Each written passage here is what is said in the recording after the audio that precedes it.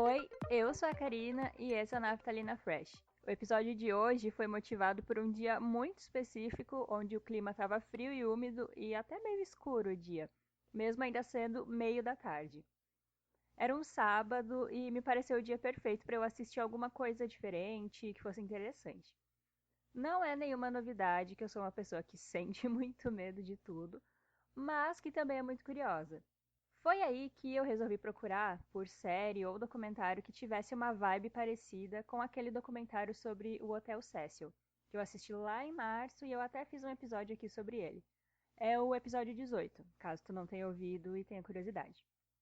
Dentre os vários títulos que apareceram, o trailer de Lost Girls, Os Crimes de Long Island, foi o que me chamou mais a atenção.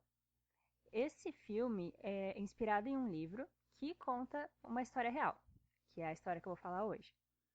Sendo assim, muito sincera, eu comecei assistindo achando que ia ser um documentário, propriamente dito, porque realmente traz as informações do que aconteceu no caso real, mas a maior parte realmente é atuada, para nos contar a história, então acaba sendo mais um filme do que um documentário em si.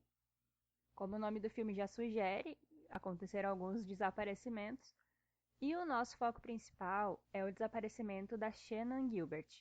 Ela é a filha mais velha da Mary Gilbert, que também é mãe da Siri e da Sarah.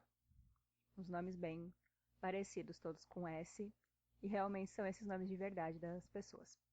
A Shannon é garota de programa e desde muito nova ela não mora com a mãe dela, a Mary, mas liga para ela dizendo que vai passar na casa dela e das irmãs para jantar e para passar um tempo com elas. Beleza, até aí tudo bem. A Mary, então, avisa as filhas mais novas, que ajudam a pôr a mesa e ficam esperando pela Shannon. Mas o que acontece? Ela não aparece. E até então, a família tenta não parecer tão preocupada, né? Porque já fica claro ali, logo no começo, que não é a primeira vez que a Shannon marca e esquece de aparecer.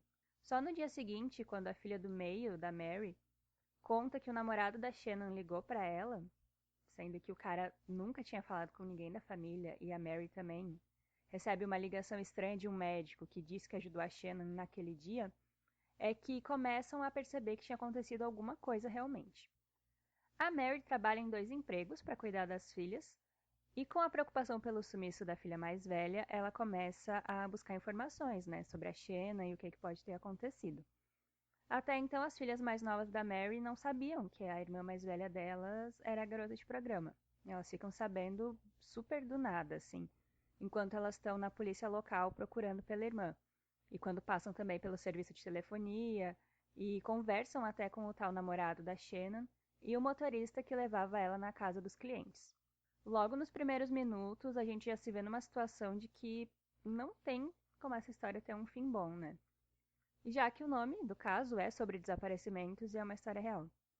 A Mary e as filhas viajam para outro departamento de polícia em outra cidade, em Oak Beach. E agora, né, Oak Beach já é um lugar bem mais longe de Ellenville, que é a cidade delas. E que fica, então, no lugar onde mostra que a Shannon estava na última noite e que é a localização de onde ela falou por mais de 20 minutos com a polícia. Mas aí o que acontece? Falou por 20 minutos com a polícia, mas eles foram tentar socorrer ela quase 1 hora depois dessa ligação. E aí as coisas vão ficando bem mais esquisitas. Eu digo que eles vão socorrer ela, que eles tentam salvar, porque na gravação da polícia ela tá claramente tendo um surto, a Shannon, né? Tentando fugir de alguma coisa ou de alguém e se recusando claramente a entrar de volta no carro do motorista, porque dá pra escutar assim, ele falando com ela, e ele precisa levá-la para casa, como sempre acontecia, e ela se recusa. A Shannon, e isso aparece na primeira cena antes da gente ter o contexto, ela sai correndo na estrada no meio da noite e entra no meio do mato.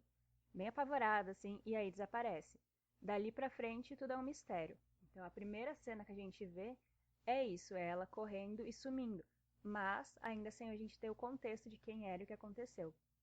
O que me chamou a atenção no trailer, então, desse filme, foi que, como eu disse, né, me motivou a ver o fato de que, depois que fica bem claro que a Shannon é a garota de programa, a família dela acaba conhecendo familiares de outras 4 meninas que também trabalhavam assim e que tinham sido mortas um tempo antes.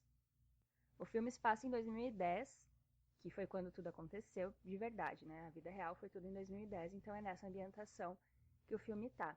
E no trailer fica muito claro que o tipo de trabalho que essas meninas tinham foi o que definiu para a polícia, o que motivou, eu diria, né, a eles não se importarem tanto com quem eram as vítimas e também não se importar tanto em continuar procurando pela pessoa que estava causando isso, sabe? Matando essas meninas, e eles não estavam se importando muito porque elas eram garotas de programa. Então, assim, geralmente, histórias onde os personagens são completamente desumanizados e descartados, mesmo assim como número, como se fosse lixo, como se fosse um nada, por qualquer que seja a razão, esse tipo de enredo costuma me chamar a atenção. Eu não sei se eu já falei aqui em algum outro episódio, acho até que já, mas eu falo de novo. A minha monografia da faculdade, ela foi uma análise de conteúdo sobre livros-reportagem, onde eu queria mostrar que eles, né, os livros-reportagem, podiam servir como uma ferramenta para poder trabalhar o jornalismo de uma forma mais humanizada. Então, saber que aconteceu uma coisa criminosa como essas mortes das meninas, e que quase ninguém estava ligando, porque elas eram garotas de programa, e aí ver a Mary Gilbert, que é a mãe da Shannon, né, falando para as mães e irmãs das outras vítimas que elas só tinham elas mesmas e que na TV ninguém falava das vítimas como sendo pessoas, sabe? Ninguém falava, a filha de fulana, a irmã da ciclana, a amiga da Beltrana, não. Era sempre só a garota de programa, a prostituta. E isso me prendeu ali, sabe? Eu lembro que nessa hora, enquanto eu vi o trailer, eu falei sozinha assim, é esse que eu vou ver. E aí eu vi. O filme tem um pouco menos de 1h30 e, por ser uma história real, nem tudo fica explicado. Algumas coisas ficam sim no ar, mas como é um caso público e tu encontra o desfecho pesquisando rapidamente, então eu vou continuar e vou falar realmente o que acontece. Primeiro, a gente vai voltar um pouco. Os restos mortais das outras meninas só foram encontrados porque um dos cachorros da polícia saiu da viatura para fazer as necessidades dele e encontrou alguma coisa enterrada no mesmo lugar que ele desceu. Ninguém estava, de fato, procurando por ela, sabe? Ninguém mais estava procurando. E a Mari até fala isso no dia que encontra com as mães e as irmãs dessas outras gurias, quando elas decidem se ver todas pessoalmente para fazer uma vigília pelas filhas, né? Rezar por elas. Nesse ponto, a Mari tem em mente que a Shannon tá viva. E ela até resiste um pouco de fazer esse encontro com as outras pessoas, mas depois concorda e diz para as filhas que elas também vão. Mas o ponto é que ninguém mais estava ligando pro fato de as outras meninas terem desaparecido. Ninguém fora as próprias famílias, né? Como eu disse. Isso, se a gente para pensar, é realmente bem revoltante, né? Tu vê ali a humanidade delas completamente desfeita. Elas viram sei lá, elas viram um grande nada para as autoridades. Acabam se tornando nada. Se não fosse pelo cachorro que estava apertado para correr fora do carro, ninguém ia ter encontrado os corpos. Pensa só essa situação. Agora voltando. O corpo da Shannon não estava junto e todo o lugar, toda a praia, tudo que podia ser vasculhado e procurado pela polícia naquela cidade foi procurado.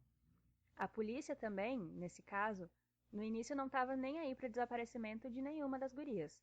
Mas a Mary Gilbert, que era brabíssima e muito insistente, então ela aparecia lá na delegacia e ficava grampeando 1000 folhas com a imagem da filha dela desaparecida e disse que ia continuar fazendo isso até que eles encontrassem a Shannon. Um dos investigadores já tinha tido alguns problemas com a administração do lugar e aí ele tinha uma questão de que se ele não fizesse as coisas direito, não resolvesse, né, as coisas direito mais, ele ia acabar se aposentando antes da hora e ia ter mais problemas. Então, por isso, por ter essa condição na vida dele, ele começou a colaborar com a Mary e realmente a ir atrás de investigar mais sobre o caso. Finalmente, né? Finalmente alguém deu importância. Eu não mencionei no início, mas a Sarah, que é a filha mais nova da Mary, tem claramente problemas psicológicos, de ansiedade, de comportamento. No início ela até é suspensa do colégio, bem no início mesmo do filme, porque ela simplesmente tacou fogo na toalha de papel do banheiro da escola.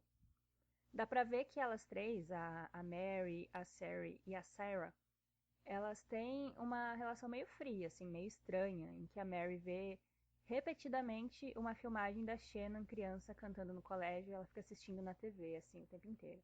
É bem estranho. E com as outras filhas ela meio que não se relaciona direito. Mais tarde, a gente vem a saber que a Shannon foi dada para adoção por ter basicamente os mesmos problemas psicológicos que a Sarah enfrenta.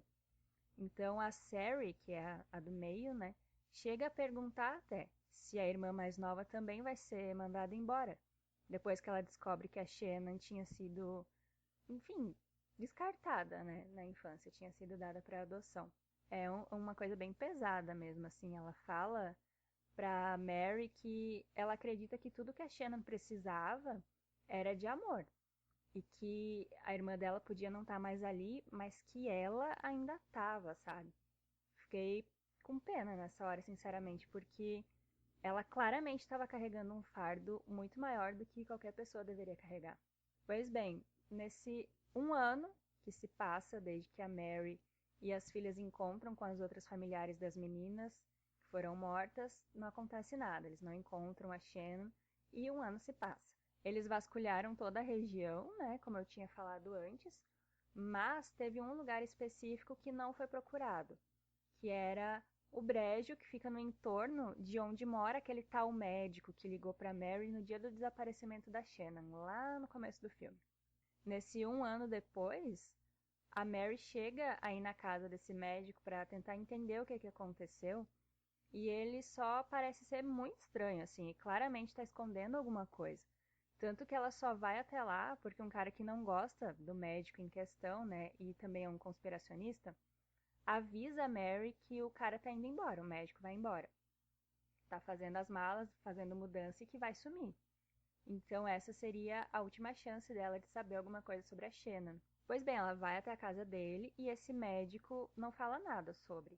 Ele só reforça o que fez ele se tornar médico, que foi porque ele se perdeu, não sei aonde, foi resgatado e aí foi salvo, e que ficou com uma deficiência em uma das pernas, sempre dando a entender ali bem claramente que não teria como ele ter feito algo com a Shannon, já que ele se movimenta com dificuldade e tal, sabe?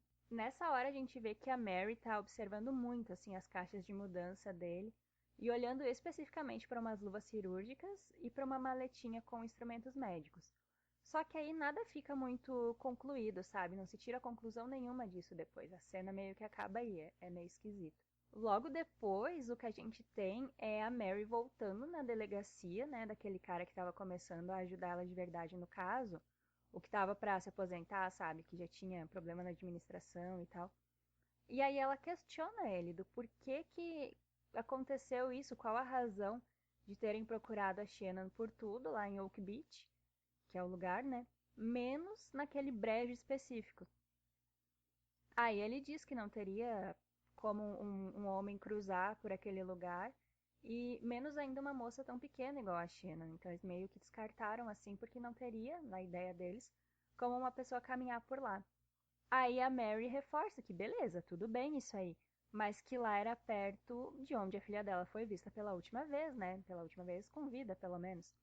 E que lá também, nesse brejo, é onde fica a divisa com o terreno do tal médico. A única prova que eles tinham sobre a Shannon no lugar, até então, era uma blusa dela, que tinham encontrado.